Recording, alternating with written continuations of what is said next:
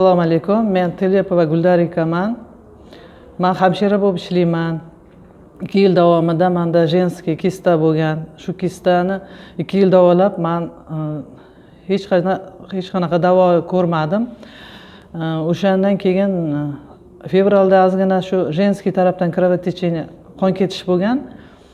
Keyin shu bilan mart oyida men nana balzam ichgan bir qiz bilan tanishib qolib, shu nana balzamlarni ichganman.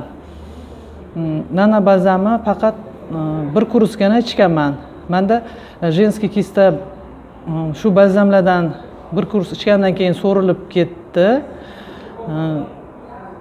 Keyin meni gemoglobinim 86 bo'lib tushib ketgani uchun gemoglobinga ham qon topshirganman. O'sha gemoglobinim ham 130 ga, hozirgi paytda 130 ga ko'tarildi. Analizlar topshirganimda 130.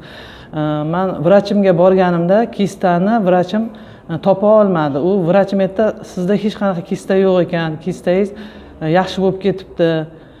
Qayerga bordingiz deb mendan so'radi. Hozirda holatingiz yaxshi? Hozirda holatim yaxshi.